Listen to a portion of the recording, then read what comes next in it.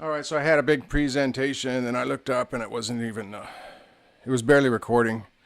And this, I know this isn't optimal. I've still got my splits.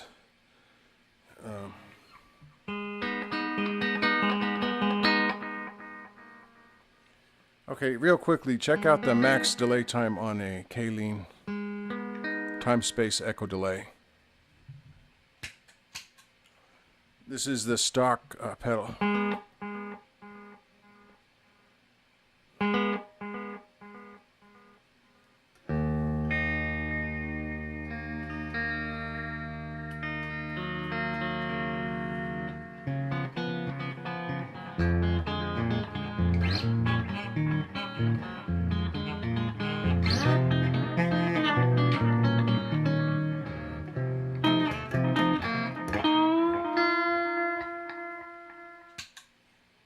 Okay, so this is a modified one. Now if I turn the delay time down to nil or zero it out, it has this EXP. I put an EXP pedal in for the delay time, an EXP jack, so I could put an EXP pedal into the EXP jack, or at least connect an EXP pedal to the EXP jack. So on the pedal, if I turn the time down to zero, I'm not even going to do that because I did that in my previous attempt. I'm just going to tell you, if I turn the time down to zero, then the EXP pedal has no effect. So the pedal has the time maxed out, the delay time. But listen, in contrast to that other one, see, that's the maximum delay time now that I've attached this EXP pedal. So that might be something to iron out. Figure out the hows and the whys of that. Now, I can't really make sense of it, but I do know that I have attached 100K, basically 100K potentiometer externally to the pedal, whereas the one internal is 50K, so maybe that's the key to this mystery. Although if that were the case, you know, like more resistance meant a shorter delay time. That is counterintuitive, right? Because assuming you turned the internal to 50K max, and it were 600 milliseconds, then if this one went to 100K, wouldn't you think that it would go to 1200 milliseconds instead of 300 milliseconds? You know what I'm saying?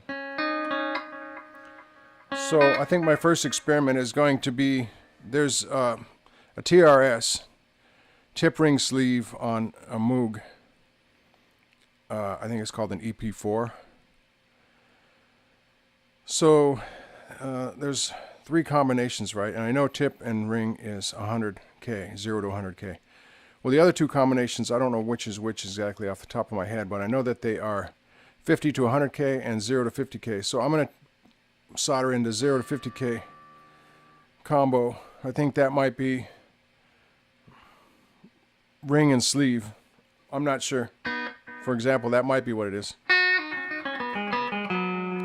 Well, I'm going to try that next. Okay, so be that as it may, here's why I put an expression pedal on the time. Because, you know, you see artists, they get down and they start fiddling with the knob to get these sort of spacey sound effects.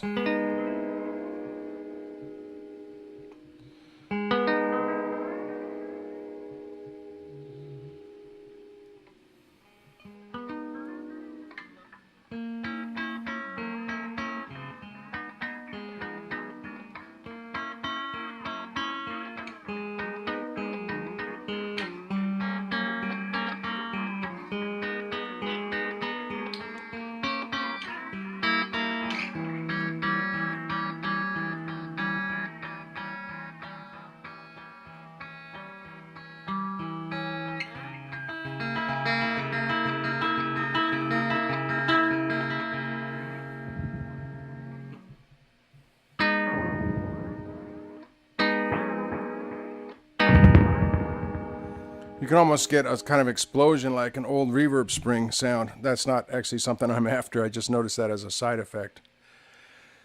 Now I would have to do some more research and see if I could get the same effect, unwanted effect, by going down and twiddling the knob, you know, right there at the source.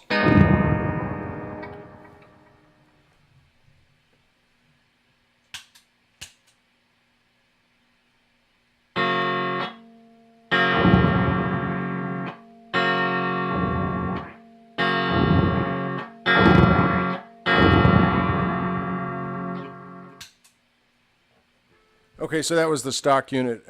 It seems a lot harder to get that effect now. I think my theory is that the Moog just doesn't like, all of the settings are like within a smaller distance.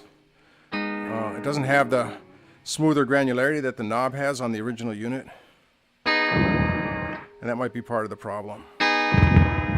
But you can hear almost that explosion, right?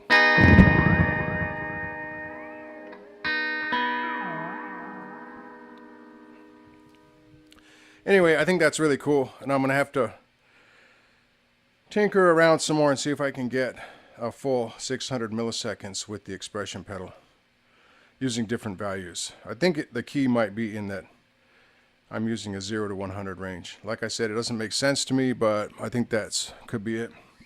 Okay, so I wanted to talk about this guitar as well. It's got a dual lipstick humbucker.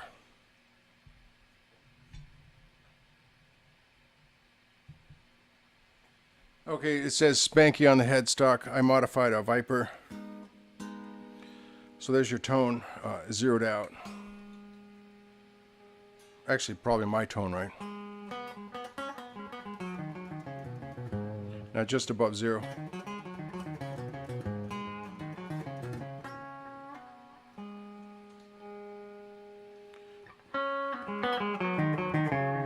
So that there is probably what I would, pretty close to what I would like as a bass line.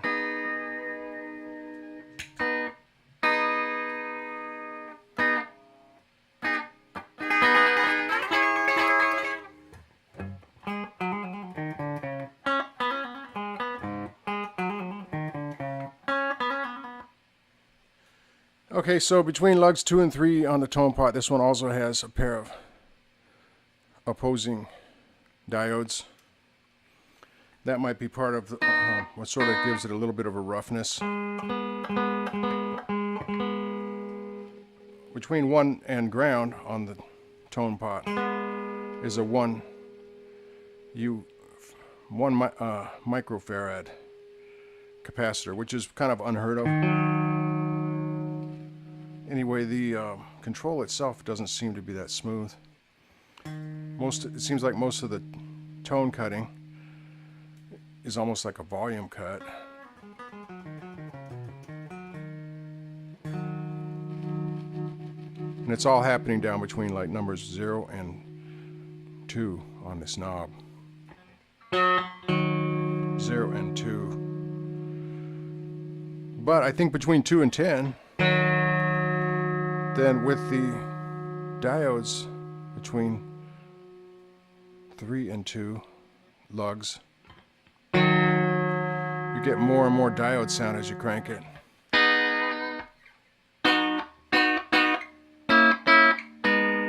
Actually, it sounds quite brassy, but it's a little bit too trebly overall for my tastes.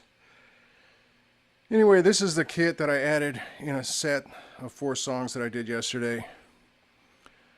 I wanted to go over it, make its own video. Alright, so I'm going to go do some other stuff now.